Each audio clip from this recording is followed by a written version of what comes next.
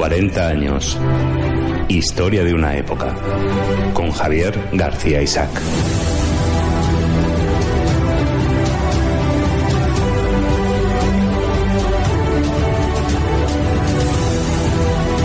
Pues estamos en 40 años, Historia de una época. Estamos con JF La Mata, uno de los periodistas de referencia, no solo de esta casa, sino en otros medios. JF, bienvenido, ¿cómo estás? Muy buenas, don Javier. Aquí andamos un programa más en este repaso a la historia. Bueno, la historia de una infamia. Seguimos, yo creo que nos quedarían 2 episodios más. Estamos hablando de los crímenes, los asesinatos de ETA, de esa infamia, de esa vileza que ha supuesto la larga y terrorífica historia de ETA. Una ETA que está más blanqueada que nunca en instituciones, sus amigos, sus líderes en televisión. Bueno, y fíjate, nos enteramos de cosas que no teníamos hasta la fecha, ¿no? Fíjese usted que esta semana, lo comenté en La Boca del Lobo, un caso que a mí me ha impactado mucho, que es que nos hemos enterado de que estaba localizado un miembro de ETA que pegó un tiro en la nuca al teniente coronel Romeo en 1981, que está en Bélgica.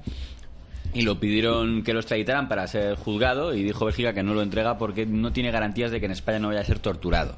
No hay garantías, según el gobierno belga, en España se tortura. Los tribunales belgas. Entonces, claro, yo me quedé bastante alucinado porque fíjese, yo que en su día me había sorprendido de que cuando se reunió Pedro Sánchez, el presidente del gobierno español, con el primer ministro belga la semana pasada para el reparto de cargos. Además, creo que el primer ministro belga va a ser presidente del Consejo de Europa, una de estas cosas que tienen por allí. Entonces no le he dicho, oye, por cierto, dile a tus tribunales que respeten un poco a España por el tema de Puigdemont. Pero me he enterado de esto y que es todavía peor.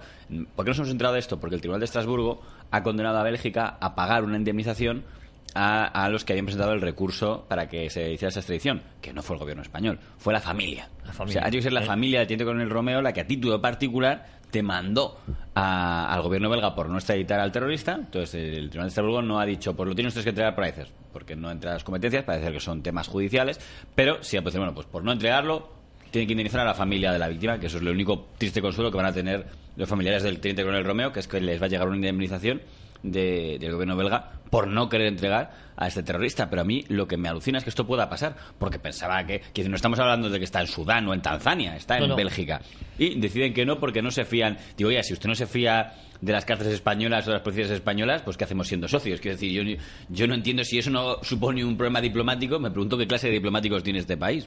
Bueno. Oye, en la pasada semana, Bélgica está en la línea de lo que lleva haciendo los últimos años, ahora protegiendo a un huido de la justicia española como es Puigdemont. Pues resulta que también hay etarras por ahí. También quedan etarras por ahí que no tienen ningún problema. No es baladí que vayan a Bélgica, no es casualidad. Supongo que tendrán bien estudiado que ahí los tribunales pues son poco amigos de colaborar con la justicia española. No sé qué les hemos hecho, la verdad. Bueno, igual guardan viejas rencillas de un país absolutamente artificial como es Bélgica. Pero bueno, eso sería otro debate. Sí, que siempre ha respetado los derechos humanos, ¿no? Que le pregunten a los de Congo. Sí, sí, a Leopoldo III. Y a su cacería, esas que hacía de negros, y los metía en el zoológico y tal. Eso no habla mucho de su propia historia, ¿eh? Oye, ¿en dónde nos habíamos quedado? En el año 92, que fue un año el 92 muy con las Olimpiadas y la Expo de Sevilla. Ese año, ETA había empezado lanzando toda la artillería que pudieron. Querían realmente sembrar de cadáveres al Estado español. La verdad es que, por ejemplo, en febrero, al empezar, lo comentamos ya, se asesinaron, por ejemplo, al catedrático Manuel Groseta, que es una de las figuras a las que le tenían mucha manía, valenciano, sí, porque es el que había construido en la etapa del gobierno Suárez la España de las autonomías. Eso fue uno de los máximos arquitectos, y le odiaba mucho el catalanismo político porque fue uno de los que más insistió en que Cataluña y Valencia fueran dos autonomías diferentes. Había una parte de la propia UCD que se planteaba que fueran la misma. Que fueran la misma. Y ahí hay que decir que Groseta, apoyado por Fernando Abril Martorell y un grupo mediático, que es el grupo mediático de las provincias, María Consuelo Reina, pues lo impidieron y dijeron que no, que es eso de que vaya a formar parte de Cataluña, ¿no? Según la señora Reina, que era amiga de Groseta, que era columnista de las provincias, y yo me limito a decir su teoría porque no la vi justificada en nada, ella está convencida que quien azuzó a que ETA asesinara a Groseta fue el pancatalanismo valenciano, como lo queramos llamar, gente un poco que venía, ella me insistía mucho, acuérdate que en esa época había gente de Terra Llure que se había ido a ETA. Bueno, es su teoría. Los asesinos materiales del atentado ordenado por la cúpula que había en aquel momento fueron el Tigresa y Úrsulo Sistiaga, al que llaman el asesino de las 1000 caras. Insisto que nunca he entendido por qué, porque tendría con mucho o dos, ponerse gafas o dejarse bigote, pero bueno, estamos así en la prensa, ponemos motes originales. En el año 92, por ejemplo, también se produce uno de los peores atentados que ha habido en Madrid, y que de esos que nadie recuerda, que es la matanza de la Plaza Cruz Verde. La matanza de la Plaza Cruz Verde, ¿dónde se produjo? En la Plaza de Cruz Verde. Efectivamente, que mató a 5 personas. En López de Hoyos, ¿no? Eso es. Efectivamente. Tengo una anécdota. Eran 5 guardias civiles, si no me equivoco. Sí, músicos. Y un funcionario radiotelegrafista que había por allí. Si no me equivoco, yo trabajaba en Torre Picasso en esa época y pasé con la moto. Pues esto, el atentado, no sé si fue a las 8 menos 5 o 7 menos 5, es que pero fue muy temprano. Pasé 2 minutos antes y con la moto oí la explosión y se movió la moto. O sea, que si llega a estar usted un poco en el momento punto, yo pasé, como carro blanco vuela por los aires. Pasé entre el minibús, era un minibús, y porque habían puesto un coche en segunda fila para obligar al autobús donde recogía aquí en la plaza de López. Bueno, es la plaza de Cruz Verde, pero aquí lo conocemos como López de Hoyos, y tuve que pasar entre el Escalestri, que hay un puente elevado, y abajo, y justo cuando me metía en cara abajo aquí en Costa es cuando sonó la explosión, y cuando llegué a la oficina puse la radio y me quedé extendidísimo, pensé una explosión de que había pasado, ¿no? Era efectivamente 5 personas fallecen en este atentado. Sí, Emilio Tejedor, Juan Antonio Núñez, Ramón Carlos Navia, Antonio Ricote, Francisco Carrillo. Lo curioso de este atentado, nunca estuvo claro quién lo realizó. Los votos se producen en el mismo comando que realizó el atentado de Irene Villa, porque hay una huella dactilar que aparece en no sé qué furgoneta de Ann Boto, que es otra de las mujeres que ha habido neta, Soledad Iparraguirre. Y se piensa que pudo ser ella. No ha habido juicio, pero creo que puede que acabe siendo juzgada. Sí se pudo determinar un comando colaborador que era muy importante en todas estas cosas, que era el comando robacoches, que son 2 tipos que consiguió ETA, que eran muy expertos en robar coches y pasárselos luego a comandos para volarlos. Entonces los que robaron el coche que fue utilizado para volar el atentado de López de Hoyos, Gonzalo Rodríguez Cordero y José Gabriel Zavala, esos sí fueron condenados a 460 años. 460 años. Por el tema de robar coches. Van a salir, supongo, en los próximos 5 años, por la cálculo de tiempo que hay, porque aún les queda el Código Penal antiguo. 10, no, de hecho puede que haya sido ya, porque era 2019 les tocaba salir. Con lo cual, pues, si no han hecho ninguna cosa tipo paro de amenazar, tal, o sea, el año pasado salen en este. Bueno, pues 469 años que al final pues se van a quedar...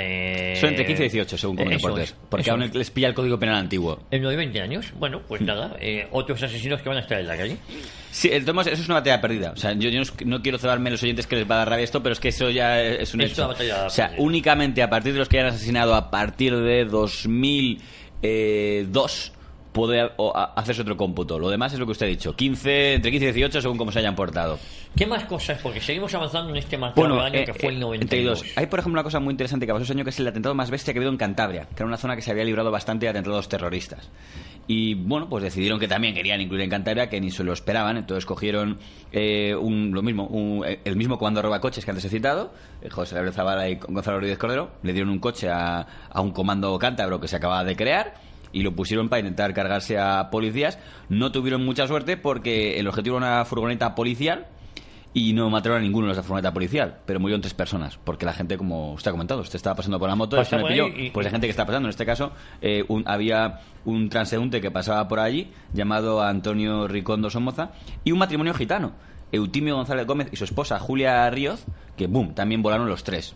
El matrimonio gitano en Cantabria y que por lo único que es que estaban pasando por pasar en la zona. Sí, claro, cuando matas están los que quieres matar y la gente que está pasando por ahí. ¿Acuerdas usted de aquella ciudadana portuguesa, Teixidó, a la que mató el asesino de Joyes porque quería volar al general Garrido? El que hacía footing en la República Argentina, Eugene Kent. Ha habido tanta gente de los que simplemente murieron. El bebé que estaba aparcado frente a la dirección de la Guardia Civil, que hablábamos el programa pasado, Luis Díaz, de 2 años.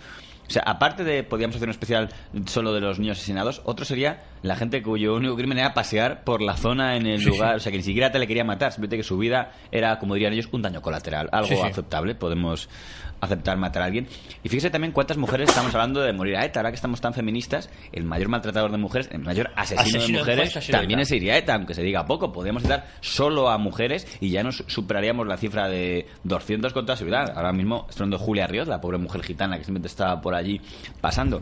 La semana pasada hablamos de la fiscal de Carmen Tagle, la misma Yoyes, ¿cómo se llama? La esposa del general Garrido, que murió estaba dentro del coche con él, con su hijo. Quiero decir, habría tantas para dar. La primera mujer policía, María José Rodríguez, quiero decir, son un montón de mujeres a las que... Curioso, la primera mujer policía fue asesinada por ETA. Sí.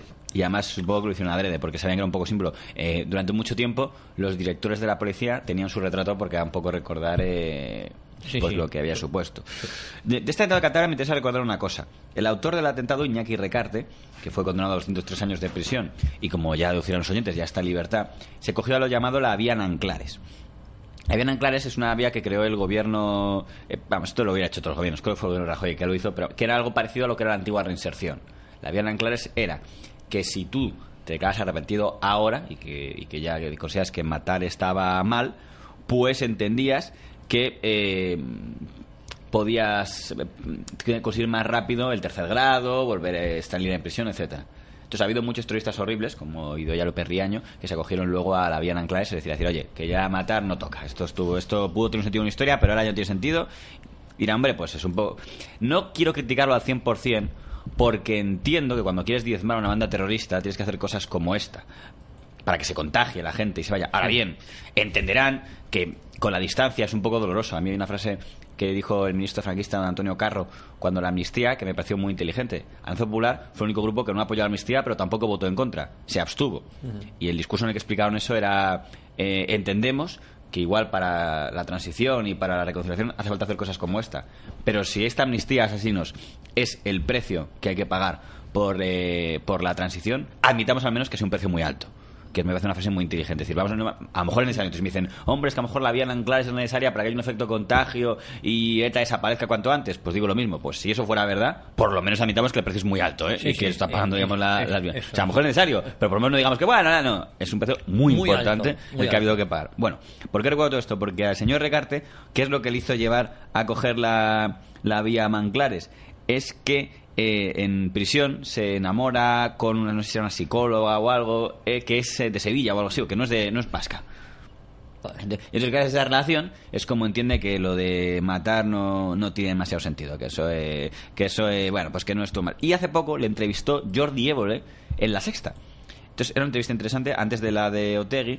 La verdad es que no he traído el corte, no sé, está aquí, bueno, no sé si esto lo cogería en muy mal me imagino que no. Bueno, lo podemos intentar si quieres a través de... Porque lo tengo es que le preguntó una cosa, a ver si se oye. ¿Qué va a ser esto? No, yo creo que vamos a hacer una... Bueno, porque le preguntó Évole algo que me impactó muchísimo, que es, mira, se oye. Varios terroristas, los nombres de los que mataron, que no te lo sabían decir. ¿Tú me sabías decir el nombre de las personas a las que mataste?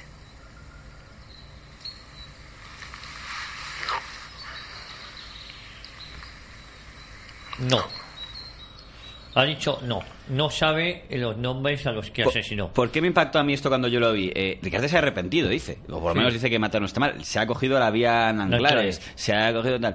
Y los ya tres, está en la calle y siendo entrevistado en televisión. Y los tres tipos a los que he dicho antes, los tres víctimas, Antonio Ricondo Somoza y el matrimonio gitano Timio Gómez y Julia Ríos, que dicen, no era tan difícil, tío. Y le pregunta a Évole, en una entrevista en la que el Tiricante no va a ser mal parado porque es lo que gusta, ¿no? Que ya no quiere matar, tal. De hecho, en esa entrevista hace canciones como que anima a sus compañeros a que dejen las armas. Y Jordi Évole, pretendiéndolo o no, pero hace una pregunta que me pareció pertinente, que dice, oye, ¿recuerdas los nombres de las tres personas a las que mataste?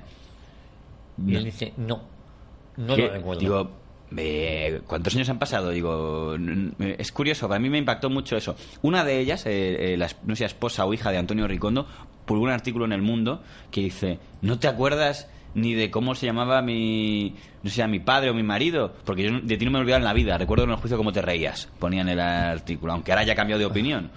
Entonces, claro, a mí es llamativo el tipo de personas de las que estamos hablando. Dices, vamos a ver, dices que te has arrepentido. Y ni siquiera en estos... Del 92 a... ¿Esto cuándo fue esta entrevista? Ya me pica la curiosidad. A ver, esto fue en 2014. Pues dices, el atentado fue en 92. Entre el año 92 y el 2014, ¿no has tenido tiempo de aprenderte los nombres de las 3 personas a las que asesinaste? Es algo que dejo a criterio de los no oyentes. Fue capaz, es decir, estaba muy arrepentido, pero no fue capaz en los años que estuvo en la prisión ni siquiera de acordarse del matrimonio gitano que asesinó ni el otro ciudadano transeúnte que pasaba por ahí. Que estaba por allí. Bueno, claro, insisto, este hombre está arrepentido de todo lo que eso dice. Está en libertad y los 3 están muertos, los que la asesinó. Sigamos por esta historia macabra. Bueno, en el año 92 pasa algo muy importante, que es con lo que acabamos el programa pasado, que es la Operación Vidart, que es la operación en la cual la policía española, la Guardia Civil, con la colaboración de la francesa, descabeza por primera vez a la cúpula de ETA.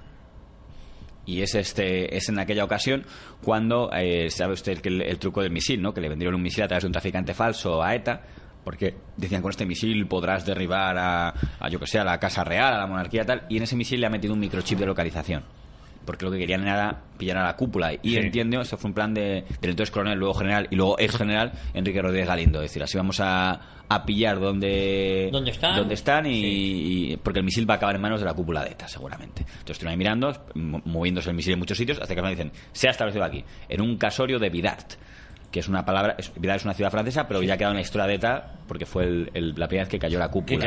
Acuérdese que Josu Ternera ya había caído en el 89, estaba detenido en Francia, y todo el poder había quedado concentrado en el aparato militar de Paquito, Mujica Garmendia.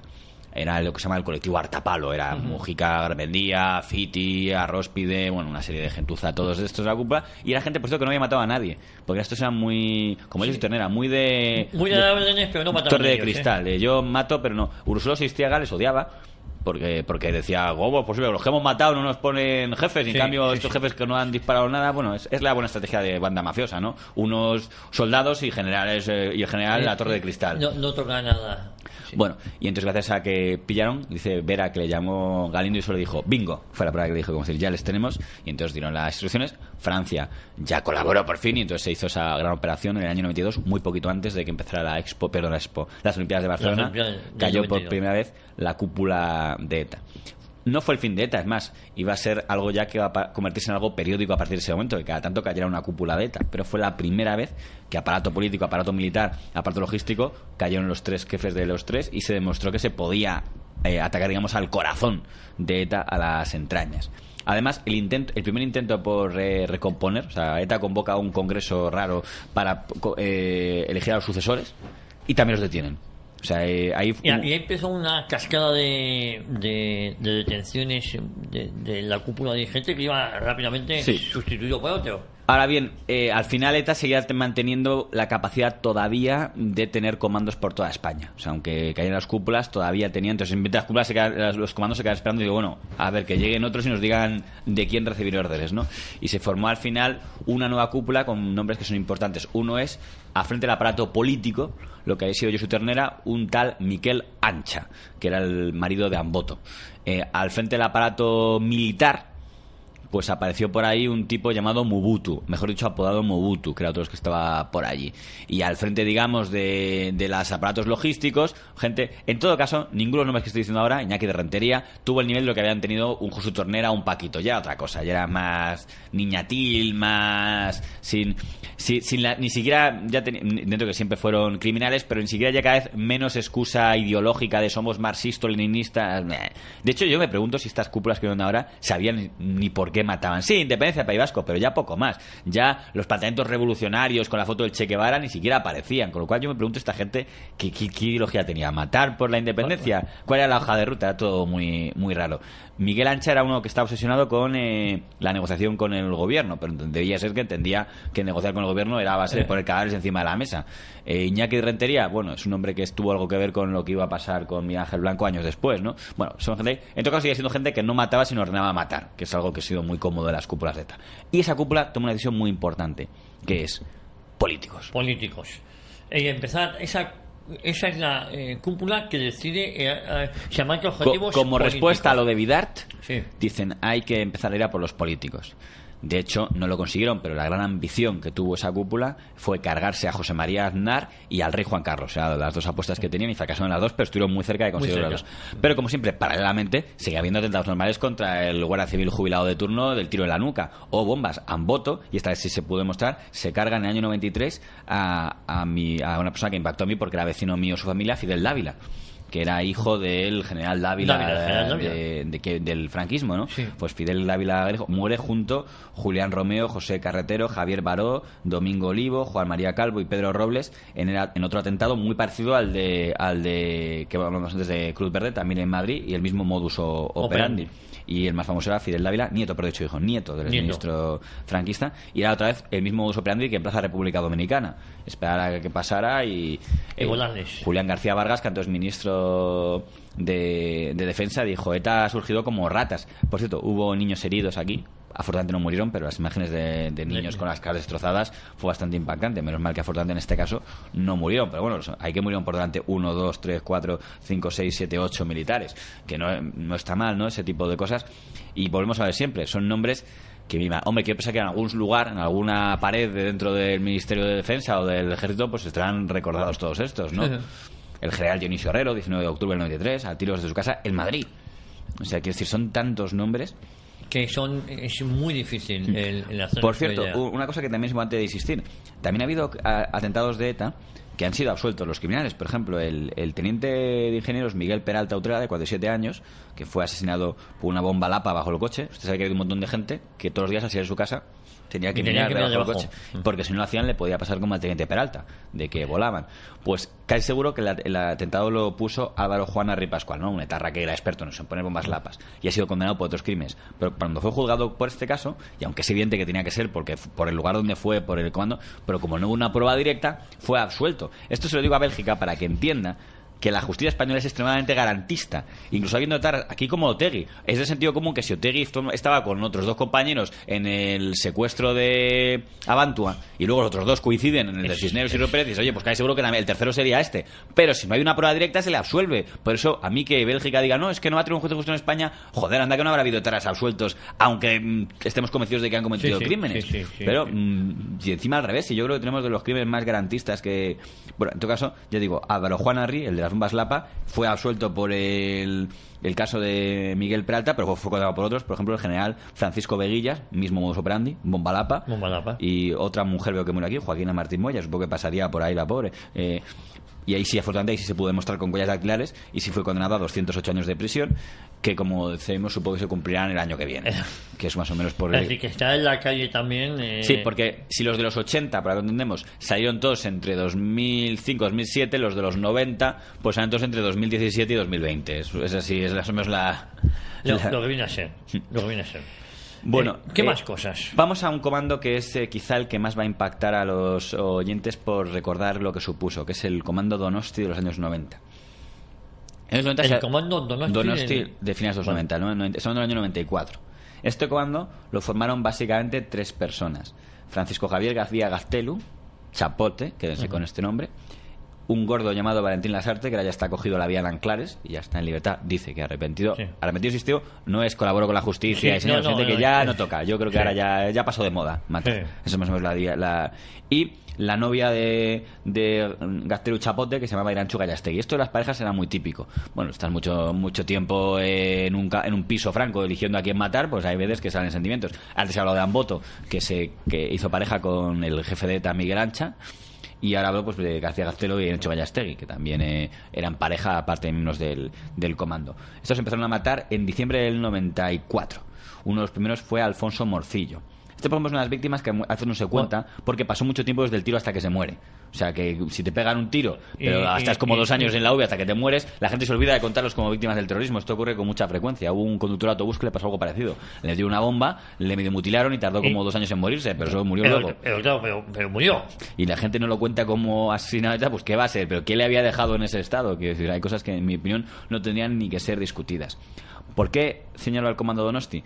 Porque el comando Donosti iba a ser el que iba a empezar con esto de concejales del PP. Es el primero, el que tenía que dar el paso de asesinar a concejales, a políticos. Esta cúpula de ETA que ha dicho hay que empezar con políticos, tal, hay que, pues ya digo, Cantauri, Miguel Ancha, Iñaki de Rentería, si los mismos principales, pues oye, aparte de matar policías que mataron, he citado a Alfonso Morcillo, podría citar a Mariano de Juana Santamaría, pues gente que forma parte de policías o agentes ahí en Guipúzcoa, que lo estaban, Donostia, pero tenía un objetivo muy ambicioso, que era el de un político que se había atrevido en ese momento a decir que la base de su campaña iba a ser atacar a ETA. No sé si podemos poner, está por ahí.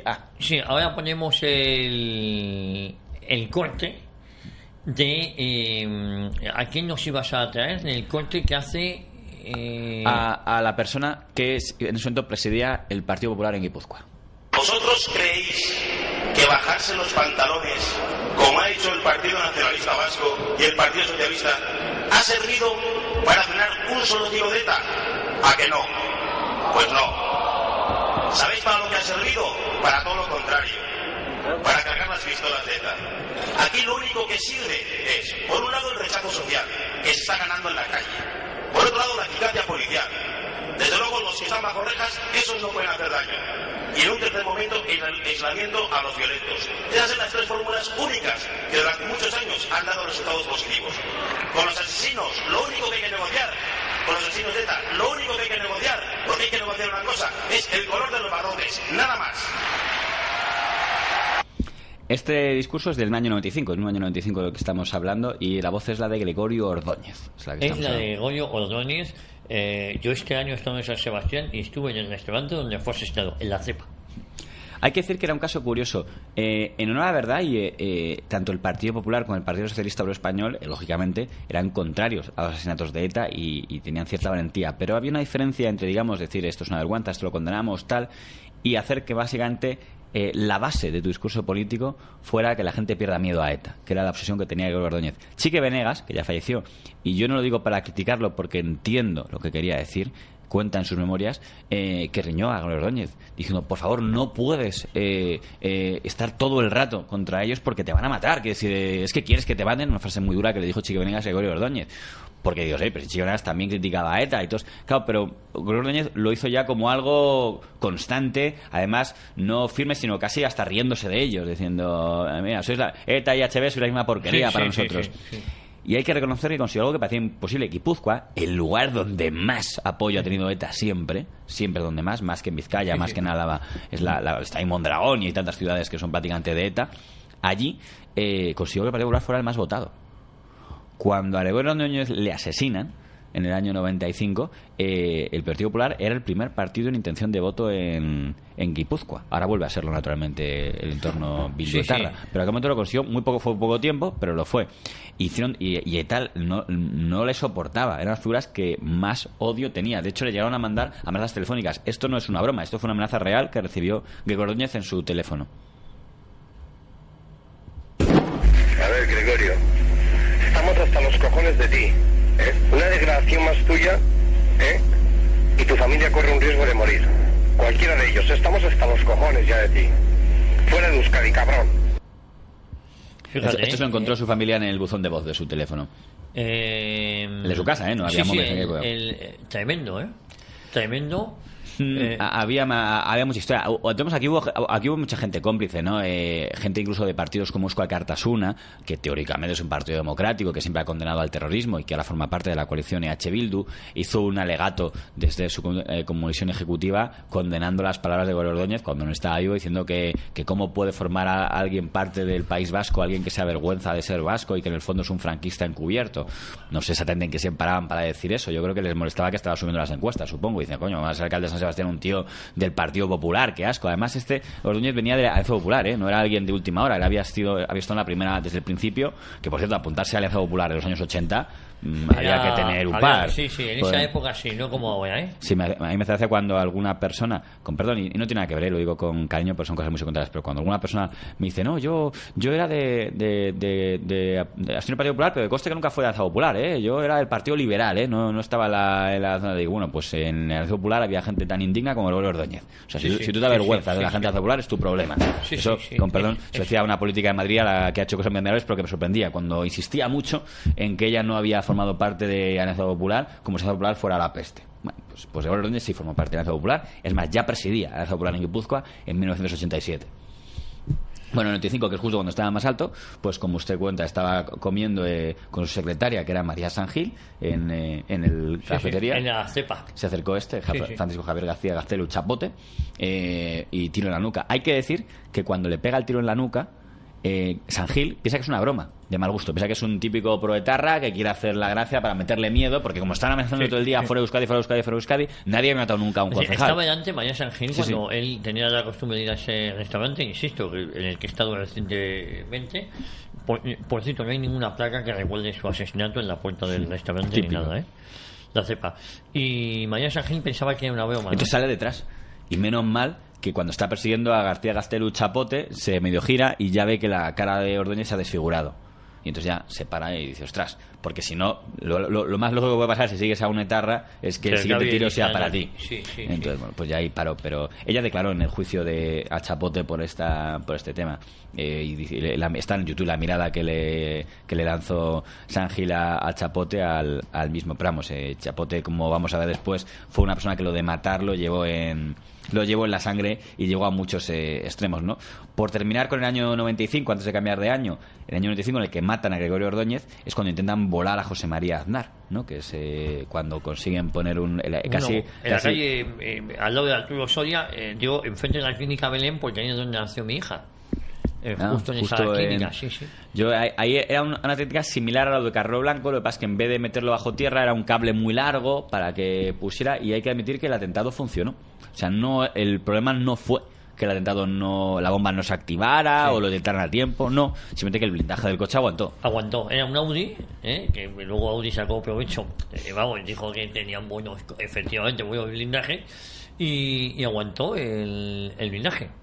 Aquí tenemos otro debate con el tema de las víctimas del terrorismo, porque con la explosión una anciana que vivía por la zona se murió. Se murió el susto. De ataque y no la se contabilizar con Margarita González Mansilla se llamaba. Y es como otros esos debates de quién la cuenta o no la cuenta. Yo ya se supondrán que la cuento, pero bueno, en todo caso, porque nadie tiene derecho a decidir cuándo una persona muere, aunque sea del susto, ¿no? Sí. Y de hecho no le reconocen como víctima del terrorismo a esta mujer. Aznar sí, Aznar ha dicho una vez que sí la considera víctima del terrorismo a Margarita González Mansilla. Murió en su atentado. Justo en el momento, o sea, fue de la explosión. Si no hubiese habido esa explosión, no hubiese muerto esa mujer. Entonces, ahí la verdad es que hay que reconocer que hubo suerte en el sentido de que la muerte de un magnicidio es trastocar la historia de un país. O sea, aunque Aznar hubiera ganado o no, cargarse a un presidente del gobierno, en este caso un candidato a presidente del gobierno, hubiera sido cambiar la historia. Al rey Juan Carlos también estuvieron a punto de cargárselo ese año. En Mallorca, ¿no? Lo que pasa es que aquí sí funcionó la policía bien. O sea, que decir, ahí tenían la escopeta, el punto de mira. Era un tío que era un mercenario, José Rego Vidala, que había contratado la cúpula de ETA junto con su hijo para pegar un tiro al rey mientras veraneaba en Mallorca. Pero bueno, ahí afortunadamente cuando el rey va, hay que admitir que, aunque no sé más que por motivos de seguridad, el CSI suele moverse bastante bien y pudieron identificar al comando antes de que apretara el gatillo, ¿no? No sé hasta cuánto se ha exagerado, ¿no?, de lo cerca que estuvo ETA en apuntarse. Ha titulado mucho en el punto de mira, como decir que llegó a tener García Sertucha y los Rego Vidal al rey en el punto de mira para apretar el gatillo, pero yo me imagino que tenían el punto de mira el lugar donde iba a estar el rey. O sea, el rey hubiera estado a tiro, hubieran disparado, y eso sí que hubiera sido un ridículo para el CSIC. Dice, si no es capaz de impedir que durante sus vacaciones peguen un tiro al jefe del Estado, ya ve usted que puede permitir, ¿no? Al menos en aquella ocasión funcionaron bien los cuerpos de seguridad del Estado. Suerte que no tuvieron las víctimas de atentado en Puente de Vallecas, que quizá lo recuerde. Bueno, lo del atentado del Puente de Vallecas, fíjate, murió el hermano de un conocido mío en ese atentado, que fue una auténtica salvajada también. Leo los nombres: Manuel Carrasco Almansa, Florentino López del Castillo, Martín Rosa Valero, José Ramón Intriago, Félix Ramón Bailón y Santiago Esteban Juncker. Yo soy muy amigo de Carlos Intriago, que era el hermano de Santiago Intriago. Y el hermano siempre quedó tocado después del asesinato de su hermano. No se pudo demostrar nunca quién hizo el atentado a José María Aznar, pero el sentido común de que sea en Madrid hace pensar que fueron estos mismos, que sí están en proceso y condenados por el atentado del Puente de Vallecas. Oye, por cierto, ya para lo de Gregorio Ordóñez fue un mazazo al Partido Popular, porque Gregorio Ordóñez estaba a punto, había sido, si no me equivoco, el partido más votado en San Sebastián. Sí, acaba de haber unas elecciones europeas en las que el Partido Popular había sido el más votado en Guipúzcoa. En Guipúzcoa. E intención de voto era el más votado en San Sebastián, y no hay alcaldía más simbólica, ya no para el nacionalismo vasco, para la izquierda abertzale vasca, para los proetarras, que Guipúzcoa y San Sebastián. Entonces, claro, el hecho de que Gregorio Ordóñez, como su candidato, fuera a ganar, era algo que ETA no quería permitir. No podía permitir. Era en plena campaña para esas elecciones municipales. Hay que decir que, por desgracia, supongo, y eso es una impresión mía, que después del asesinato de Gregorio Ordóñez, mucha gente diría: si es que se pasó, claro, ¿cómo no va a pasar? Sí, claro, claro, ese valiente. O sea, quiere decir, se pasó, claro. Porque Gregorio Ordóñez lo que quería era que la gente le perdiera el miedo, y eso servía si seguía vivo. Si no, claro, a nivel de honrarle como muere, todos, qué valiente fue, pero a nivel de imitarle, cuidado, dices, que es que claro, estaba todo el rato metido con el diablo, y el diablo al final de tanto dedo en el ojo te mata. Entonces por eso me da rabia, porque lo que ha dicho Sique Venegas, pues supongo que mucha gente del Partido Popular Vasco diría: uy, sí, está mal ETA, pero no vamos a hacer alarde de no tener miedo a ETA, porque si no, yo fue y mi familia... muy olvidado prontamente. Es una lástima, poco queda del legado de Gregorio Ordóñez. Bueno, hay que admitir que hay una gran división entre los concejales vascos, entre los que querían y los que no querían. Hubo gente que dijo: oye, pues como Gregorio Ordóñez ha dado su vida, pues todo encima de la mesa y a demostrar que ninguno tiene miedo a ETA. Ninguno tiene miedo a ETA, pero hacer declaraciones ante el micrófono diciendo: no os tengo miedo, cobardes, ya era otra cosa. Sí. Y luego había gente que tampoco les critico, porque quizás yo hubiera hecho lo mismo, que dimitió directamente y dijo: bueno, yo me vuelvo a mi casa. Miguel Ángel Blanco Garrido tenía 22 años cuando metió en las listas como número 2 en Ermua. ¿Por qué sería? Porque nadie debía querer serlo. Y entonces el que estaba en número 1, pues dijo: venga, chico, vente en número 2, que necesito a gente. Pero así un montón de gente, porque habría mucha gente que a partir de lo de Gregorio Ordóñez diría: uy, si ahora vamos a empezar a pasar lo que han pasado los militares todos estos años, de tener que estar mirando por debajo del coche sin una lapa, ahora se nos va a pasar a los concejales, que los concejales de pueblo vasco, que son el frutero, el que lleva la tienda de caramelos, el señor... Un chaval, 22 años... Tenía Miguel Ángel Blanco. 22 años. Luego llegaremos a Miguel Ángel Blanco. Pero por terminar en el temible año 95, mira, un caso que tampoco cuentan como víctimas de ETA y que me llama la atención. 10 de diciembre del 95, un tío llamado Miguel Otegui, que es miembro de Jarray, entra con una escopeta y dispara a Iñaki Mendiluce y José Luis González Villanueva, que son chanchas, y dice que los mató porque tiene animadversión hacia la policía que colabora con el Estado español. En el juicio, Miquel Otegui, que dijo que sí, que los había matado, pero que fue porque tuvo un golpe ataque de locura y tal, no sé cuánto, tal. Bueno, la duda que yo tengo es por qué nadie considera a Iñaki Mendiluce y a José Luis González Villanueva víctimas del terrorismo. Digo, pero vamos a ver, si era militante de Jarray, si dice que lo hizo porque colaboraban con el Estado español, si era simpatizante de ETA, el hecho de que no sea directamente afiliado de ETA... No lo entiendo, son cosas que no se entienden. Son cosas, de verdad, que no se entienden. Pero de estos también ha habido varios, dice, que no, le mató a un tío porque le odio. Dice, no, es verdad que este es simpatizante de Berchale, pero como no es exactamente, no tiene el carnet donde ponga que es miembro de ETA, pues no lo ponemos en la cuenta de ETA. En el fondo, quizás es porque nos empeñamos en diferenciar terrorismos. De hecho, a lo mejor tendríamos que haber unido aquí a los del Grapo y a todos los demás, porque en el fondo todo es el mismo mal, ¿no? Pero bueno. Pero por eso nuestros oyentes empezarán a entender por qué ven las cifras. Hablamos de 1.200 muertos. Fíjese, cuando matan a el comando Donostia, que antes he citado, a Enrique Nieto, otro inspector de la Policía Judicial, asesinado el 8 de junio del 95 por el mismo Chapote que mató a Gregorio Ordóñez, el titular de a veces las víctimas de ETA llegan a 1.000. ¿Chapote está en la cárcel? Sí. Menos mal. Todavía, porque fue detenido después. Él fue detenido en el 2000 y pico. Claro, entonces es que no fue detenido entonces. Inmediatamente después. En cambio, por ejemplo, su compañero gordo, Valentín Lasarte, que fue detenido entonces, ese sí está ya en libertad. Es decir, uno de los asesinos de Gregorio Ordóñez está en la calle. Lasarte. Un caso muy interesante, ya que lo menciona. Valentín Lasarte le detienen en el año 97 cuando está comprando unas bicicletas. ¿Y por qué cuento esto? Porque poco después de que le detuvieran, al vendedor de las bicicletas, Eugenio Olaciregui Borda, Chapote le mata. Porque es un chivato. Chapote mata al vendedor de la tienda de bicicletas donde estaba Lasarte cuando le detuvieron. La teoría de ETA es que se chivó. Es como ya había carteles con la cara de Lasarte por ahí diciendo deténganlo, y dijo, ostras, es verdad que Atucha, el consejero vasco de Interior, en aquel momento dijo, les aseguro a ustedes que Eugenio Olaciregui no llamó a nadie, que no tuvo que ver con él, que fue otra. En todo caso diríamos, hombre, ya aunque hubiera sido, no sabía que el señalar justifica el asesinato. Pero bueno, pero según Atucha ni siquiera. Simplemente era un mensaje de ETA, decir, bueno, pues por si acaso, aunque no sea, hay que dar un mensaje de aquí, colaboración policial, 0, el que haya sido. Y asesinan a un vendedor de bicicletas. A un vendedor de bicicletas que no sabemos si fue el vendedor de bicicletas o fue otro cliente que había por allí. Como entró a un centro comercial de bicicletas y detuvieron al gordo Lasarte, dijeron, uy, y sabían que era porque alguien se había chivado, no saben si es el vendedor de la tienda o un cliente, al de la tienda, para mandar un mensaje a ETA. Bueno, pues Chapote, que mató a los 10, también mató a un vendedor de bicicletas, Eugenio Olaciregui, cuyo único crimen es que en su tienda detuvieron a Valentín Lasarte, el coasesino de Gregorio Ordóñez. Pero esas son historias de ETA que tampoco sabe nadie. Fíjese, este pobre hombre, ¿qué se podía esperar? Que maldito día el que entró Valentín Lasarte a su tienda a comprar una bicicleta. Le costó la vida. Oye, claro, yo entiendo que las historias, muchos son los oyentes que nos han escrito y nos dicen que las historias que estamos contando, primero están muy agradecidos a este serial de programas y sobre todo que les estamos dejando la piel de gallina, ¿no? Claro, pero estamos hablando siempre. ¿Quién conoce a Eugenio Olaciregui, cuyo nombre ni siquiera sé pronunciar, Olaciregui? ¿Quién conoce a tantos nombres que podríamos decir? Nadie. Ni siquiera, este señor sería un tío vasquísimo, ¿no? No pone un apellido más vasco, quiere decir, nada. En el año 96, en plena campaña electoral, van a por el PSOE, que todavía se había librado hasta este momento. Que había ido afiliados del PSOE, como Enrique Casas, pero digo, en esta campaña de ahora a por los políticos, sin dejar de matar a policías y militares, pues habían ido a por el PP con Gregorio Ordóñez, y el primer ejemplo del PSOE fue Fernando Mújica, fue el primero, porque fueron en plena campaña electoral. El exministro Mújica. No fue casualidad. Yo entrevisté a Enrique Mújica y le pregunté por la política de dispersión. Para que la gente lo entienda, los miembros de ETA en las cárceles formaban una especie de banda. Y uno de los objetivos de esas bandas que formaban en las cárceles era que aquí nadie se arrepienta. No querían a ningún otro Suárez Gamboa o a ninguna Ayoyes. Ya había habido algún caso, por cierto, Ayoyes no fue la única miembro de ETA asesinada por ETA, Por ejemplo, ya hablamos en su día de Pertur, pero por un ejemplo, Miquel Solaún era un tío que estaba afiliado a ETA, porque ETA es como una especie de club donde hay carnés y tal, para que colaborara y avisara cosas, pues como...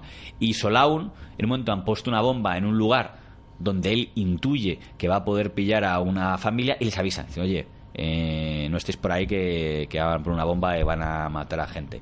Esa familia informa a la policía, pues al final el atentado es frustrado y ETA dijo, uy, ¿qué ha pasado aquí? ¿Alguien se ha chivado? Buah, ha sido el Solaún que tiene pinta... Solaún en un momento, en un arrebato... Él no era el comando de pistola, el comando de los que ayudaba, pero... Y en un momento, ya que sabía el tema, dijo, uy, quiero avisar. Supongo que probablemente sería por lo típico que no haya gente pasando por ahí. O sea, me han atentado para volar un edificio... Era en el País Vasco, un edificio público. Pues oye, pues voy a avisar que no pase nadie por ahí. ¿A quién le avisó?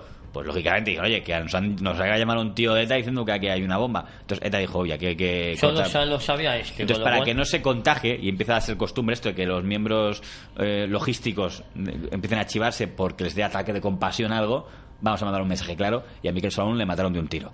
Entonces, para decir que hay varios miembros de ETA que también han sido asesinados porque quieren dejar claro que ni reinsertarse ni leche. No valía nada eso. Y se trata de los años 80, que eran los años de plomo, que son de matar a Solaún. La política de dispersión les hizo mucho daño. Claro, entonces la dispersión, ¿por qué digo esto? Porque como lo que querían era que no haya ataques de pena ni de leches, entonces no querían dejar a nadie solo, a los que eran más jóvenes. O sea, que nadie podía hacer la reflexión que hizo Suárez Gamboa o de Iñaki Recarte, el que no se recuerda los nombres de los gente que mató, decir, cuando se siente solo, decir, oye, ¿por qué hicimos esto?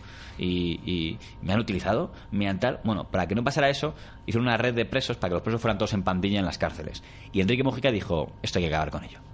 Sí, montaron auténticas mafias en las cárceles. Entonces, la táctica de Enrique Mújica, ministro de Justicia en el año 88 y el año 93, era, vamos a impedir que haya más de 5 presos de ETA en cada cárcel. Y si hace falta nos mandamos a miembros de ETA a Ceuta, a Melilla, a Sevilla, a todos. Que estén con presos andaluces, con presos tal. ETA mandó una consigna, dijo, bueno, pues que nadie hable con nadie, y prohibió a los presos de ETA, el que estaba, o sea, si uno estaba preso de ETA en una prisión en Murcia, prohibido hablar con el ladrón o el yonki murciano. Querían que los de ETA fueran como un mundo aparte. Eso le funcionó durante un tiempo, pero al paso de los años ha acabado cayéndose a pedazos. Ya no existe lo que existe en ese momento. La famosa, pero durante mucho tiempo, esa red de presos de ETA lo que impedía era que nadie dejara la banda. Lo que la habían anclado y se acabó destruyendo. Bueno, entonces Enrique Mújica, cuando yo le pregunté por esto, me dije, lo hice adrede por eso. El entorno de ETA ha creado la sintonía de que con la dispersión de presos les hicieron mucho daño porque se hizo para castigar a los familiares de las víctimas. Y que tuvieran que ir a Sevilla, claro, que se hizo que los pobres familias de Tarras tengan que coger un autocar y estar 10 horas para poder visitar un día a sus familiares. Lo han puesto como uno de los grandes crímenes del Estado español contra ETA. Parece que hubo una vez, no tengo ni contrastado el caso, digo lo que dicen ellos, que hubo alguna vez que uno de estos autobuses tuvo un accidente y murió no sé quién, y dice, eso es culpa del Estado español, tal. Bueno, esas cosas esas consignas que tienen muy bien caladas el entorno de Tarra. Bueno, cuando le pregunté esto a Enrique Mújica, me dijo, estoy convencido de que fue un acierto la decisión que tomé de la dispersión de presos, y la mejor prueba, el día que mejor entendí que había acertado y que les había hecho daño, es cuando mataron a mi hermano. Este titular, que lo propuse para el periódico para el que hizo entrevista, no me lo dejaron porque parecía un titular muy bestia. Dice, hombre, parece que Enrique Múgica se alegra de la muerte de su hermano, tal. No, bueno, hay que entenderlo. yo entiendo que el periódico en el que estaba en ese momento no entendía así. Yo entendí perfectamente lo que quería decir Enrique Múgica. Claro que no está alegre de la muerte de su hermano, pero entendía que dices, como no pudieron ir contra mí, yo estuve en la casa de Múgica, eso está blindado, ¿eh? Eso es, aún a día de hoy es un búnker esa casa, porque él sabía, igual a menos, pero él sabía que era un objetivo al que ETA quería matar. Entonces, como no pudieron ir contra él, fueron a por su hermano. Fernando Múgica era un abogado, era el presidente del PSOE en Guipúzcoa y había sido, digamos, el mejor amigo de Enrique Casas. Enrique Casas era el secretario general y él era su segundo. Y Enrique Casas, que ya había sido asesinado. Que había sido asesinado. De hecho, cuenta Barrio Nuevo que él llamó personalmente a Fernando Múgica para decirle ya han abatido a Pablo Gude, el que disparó contra Enrique Casas, ¿no? Porque era muy amigo. Fernando Múgica, a pesar de lo socialista que era y lo antifranquista que era, se hizo muy amigo de Enrique Rodríguez Galindo, según cuenta Enrique Rodríguez Galindo a través de su abogado Fuster Fabra. Por desgracia, cuando a Galindo pidió alguna vez hablar con Enrique Múgica, cuando ya se empezó a ver implicado él en casos judiciales por el tema Gal, Enrique Múgica ya no quiso saber nada de él. Digo, no, nunca entendí porque me llevé siempre muy bien con Fernando Múgica. Estuvo cuando asciende de coronel a general Galindo y le pone el fajín en el año 95, precisamente este año, está Fernando Múgica en el acto, acompañándole en ese acto en el que le pone en el fajín, con lo cual está claro que eran amigos, que era una cosa curiosa de esa época, pero lo que es luchar contra ETA es como Argote, gente que había sido muy antisocialista, muy antifranquista, muy radical, muy de marxista, pero cuando la lucha contra ETA unió a gente que puede ser muy diferente, o sea, gente como Galindo o Fernando Múgica, que entre comillas habían estado en bandos diferentes en la guerra civil, ahí estuvieron juntos contra ETA. En la batalla ideológica posterior a la guerra civil, vamos. Sí, en ese caso, a los herederos, sí, ahí estaban. Eso es. Y aún así, no fue la última persona a la que pudieron matar vinculada al PSOE en esa misma campaña electoral, en el mismo mes que muere Fernando Múgica, un etarra, John Bienzobas, muy jovencito, con gafitas, haciéndose y pinta de no haber roto un plato, que era estudiante, entra en la universidad, ¿cuál era? La del Tomás y Valiente, la Universidad Autónoma de Madrid. Entra en su despacho, haciéndose pasar por un estudiante, y vacía el cargador en el... ¿Cuál fue el motivo o qué ellos dijeron que asesinaban a Tomás y Valiente? Era el símbolo del Tribunal Constitucional. Efectivamente. O sea, igual que Mateo Cánovas, de quien nunca se habla, el símbolo era porque había sido el presidente del Tribunal de Orden Público, el TOP. Cuando echan veces del TOP, nunca hablan de que su presidente fue asesinado por ETA. Pues su último presidente asesinado por ETA. Es la desgracia, supongo, del franquismo, de que por tener algo que el fondo era un juez. Él no creó el TOP, él estaba allí porque era un juez del Tribunal Supremo y le asignaron ese cargo y cumplió las leyes del momento. Por cierto, se abate Tribunal de Orden Público, que fue sustituido por la Audiencia Nacional, que es exactamente lo mismo. Es la continuación de cambio de nombre. Es exactamente lo mismo. Entonces, lo que pasa es que con acorde al Código Penal de ahora, ya no está en el Código Penal ser comunista como lo estaba entonces, pero es hasta la misma sede. Aunque se enfada mucho si lo dice, los jueces de la Audiencia Nacional no soportan que se les diga que sepan que están en la misma sede. Pues Tomás y Valiente había sido presidente del Tribunal Constitucional, un hombre del PSOE, no nos vamos a engañar, o sea, en el fondo ya estaba la lucha política. Igual que yo no tengo tan claro que el Tribunal Supremo sea tan político como la gente cree, porque el Consejo General del Poder Judicial esté politizado, no es tan fácil llegar a tener los requisitos para ser el Supremo. Al final tienes que haber llegado a una serie de garantías judiciales para ser juez del Supremo, con lo cual, aunque tengas un poco de favor hacia un partido u otro, tienes un mínimo de independencia judicial. El Tribunal Constitucional me parece que es una carrera totalmente politizada, y me parece, bueno, es el sistema que tenemos, y qué duda cabe que Tomás Valiente era una ficha de Felipe González en el Tribunal Constitucional, y en todos los temas importantes, Rumasa, el aborto, tenía escolta, tal. No, una lástima, tenía que haberla tenido. Tuvo escolta mientras fue presidente del Tribunal Constitucional, lo acaba de dejar de ser, o sea, había dejado de ser como en el año 92, y estaba en su cuatro para clases, y llegaron ahí y vaciaron el cargador en él. John Bienzobas, por cierto, cuando vi el juicio, que ha sido hace relativamente poco, hace 7 años o así, que cómo ha cambiado, de la imagen de estudiante jovencito con gafas de niño empollón repelente, ahora hay gordote con pendientes, tal, digo, ya no disimula nada, digo, bueno, pues es el que se hizo... Bueno, por lo menos está en la cárcel. Sí, porque es esto, estamos siempre, como fue detenido después, es que no han detenido hasta el 2000 y pico, hasta que le pillan, ¿no? No sé si la gente sabe quién es Tomás y Valiente, no lo sé. Al sargento Ayllón le borran en Andalucía en el 20 de mayo del 96. Una cosa triste en aquella época, esto es solo para los fans de medios, es que se hablaba más en medios de los juicios por los GAL que los de ETA. El día que matan al sargento Ayllón en Andalucía, el titular es que la Audiencia Nacional, el juez Gómez de Liaño, ha procesado a no sé qué Guardia Civil por el caso GAL, por el tema de la Sizabala. Y dice, oye, que acaban de volar a un tío en Andalucía. Y no digo que no fuera grave los de GAL, pero era muy interesante que era mucho más prioritario. Si procesan a Barrio Nuevo y a Vera por los GAL, y hablo, empezando por la prensa de derechas, por El Mundo, por ABC y tal, era mucho más titular en aquella época.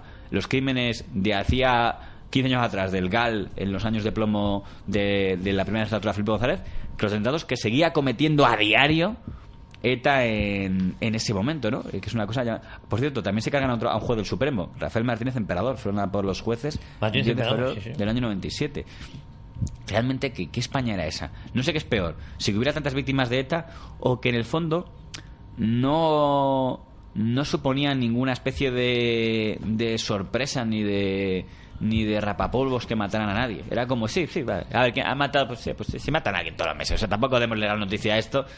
No, efectivamente, era y estamos en eso, 22 años después de la muerte de Miguel Ángel Blanco. Pero esa donde quería ir a parar. Pero por un ejemplo de que las víctimas de Miguel Ángel Ayllón, las familiares de Rafael Martínez Emperador, las familiares de tantos otros que podíamos pensar, con mucho el día siguiente dan un poco y a las 48 horas ya había desaparecido. Se había guardado ya. Nadie sabe quién es. Es como te tocó. ¿Qué le vamos a hacer? Oye, te tocó a ti. Podría haber sido cualquiera. Era un juez aquí en Madrid, ¿no? El pobre... Un juez laboral, encima. El que espera que al Tribunal Supremo le lleguen demandas contenciosas administrativas y poco más. Yo creo que Martínez Emperador ni en su sano juicio pudo pensar que pues estarían en las cercanías del Tribunal Supremo y ese es juez. ¡Pum! Y ya está. Hasta que se produce el famoso cambio de mentalidad, que no sé si es bueno o malo. Me explico, un cambio de mentalidad siempre es bueno, pero te sorprende que tuviera que pasar lo que pasó para que se produjera ese cambio de mentalidad. Y estoy hablando del asesinato de Miguel Ángel Blanco, el segundo concejal del PP asesinado por ETA. Recordamos que el primero fue Gregorio Ordóñez y el segundo... Lo que pasa es que Vicente Ordóñez no lo cogió a cualquiera, era el presidente del Partido Popular Vasco prácticamente, de Guipúzcoa. Y en cambio Miguel Blanco era pobre concejal de Ermua, que estaba porque no debía haber nadie que quería ser el número 22 años, tocaba en un grupo de música, tampoco tenía una formación Estaría política. Estudiando todavía, supongo, y a la vez ser concejal de su pueblo. Para que lo entendamos, acaba de ocurrir algo que le había hecho mucho daño a ETA, que era la liberación de Ortega Lara. No hemos hablado de ello por no alargarnos demasiado, pero ETA tenía una red de secuestros que había sido muy importante para sacar dinero, ¿no? Había secuestrado a Julio Iglesias Zamora, a Julio Iglesias Puga, a Emiliano Revilla, donde estuvo el famoso Gonzalo Boye, Ursula Sistiaga también el abogado de Puigdemont estaba en ese comando que secuestró a Revilla. Aldaya, de todos estos, oye, se llevaba su pasta, la media de lo que podía pedir por rescate era 300 millones de pesetas, 200 millones según el caso, o sea, eran cantidades muy fuertes y que ayudaron a financiar muchos. A Corcuera le criticaron muchísimo, Corcuera, el ministro de Interior que reemplazó a Abreu Nuevo, porque hizo todo lo posible por impedir que la familia de Emiliano Revilla pagara. Porque dijo, ni se os ocurra pagar, y como se dio cuenta que la familia de Revilla iba a pagar por su cuenta, intentó movilizar ahí policías para intentar impedir ese un día pago. Se lo preguntamos a Rafael López Diegues porque fue el abogado de Emiliano Revilla y además él cuenta en alguna ocasión que tuvo que ir a París y hizo de intermediario. Es decir, un día hay un programa pues pendiente, el gobierno intentó impedirlo. Un día, le traemos aquí, un día le traemos aquí y nos cuente ese caso. Pues la semana que viene empezaremos por el tema de Miguel Ángel Blanco, pero para que nos hagan una idea, ha habido 3 veces que ETA ha hecho secuestros donde no pedía dinero, sino pedía causas políticas. Que fue el primero, que había de Francia Martín Barrios, asesinado por ETA por pedir temas políticos. El de Rian, ¿no? El de José María Rian, también a pedir en ese caso la autovía y desmembrar la central eléctrica, asesinado por ETA. Y Ortega Lara, ahí no se pedía dinero, era una cosa política. Sabes que el Estado no lo va a dar. Ortega Lara estaba muerto. Todo el mundo sabía que lo iba a matar porque el Estado no iba a reagrupar todos los presos al País Vasco porque lo pidieron una banda terrorista, era acabar con la dispersión de Mújica precisamente. Y ahí fue el milagro de que por una vez la policía, bueno, no se justa muchas veces, pero en el tema de un secuestro tan importante, lo que no consiguieron con Lassa y Zabala, con Rian y con el capitán de Francia Martín Barrios, lo consiguieron con Ortega Lara, que fue liberarle antes de que fuera asesinado, cuando ya había sido la orden de que se le matara. Algo horrible, de que se matara por hambre. Por hambre, porque estaba en un garaje, en un zulo donde era muy difícil el acceso. Sí, es decir, que costó mucho encontrarlo. Por cierto, en el diario público, ese diario tan progresista, se mofaban y decían que Ortega Lara echaba de menos a sus caseros. Hay que ser hijos de puta, como son muchos del diario público, para decir estas cuestiones. Es sorprendente hace tener un cierto nivel de entrañas. Entonces, les dolió tanto la liberación de Ortega Lara, que fuera la policía la que librara a Ortega Lara. Fue cuando dijo un miembro de Ribatasuna, bueno, que no se ve mucho, que después de la fiesta viene la resaca. que la resaca vino en forma de Miguel Ángel Blanco. Miguel Ángel Blanco, que tampoco pedían nada de dinero, también pedían una causa política. Lo dejamos aquí y la próxima semana, después de 22 años después, empezamos con el Miguel Ángel Blanco. JF La Mata, muchísimas gracias. Un placer, don Javier. Volvemos la próxima semana aquí a Radio Ya, en 40 años, historia en una época, hablando de la historia de una infamia, los 1200 muertos de ETA.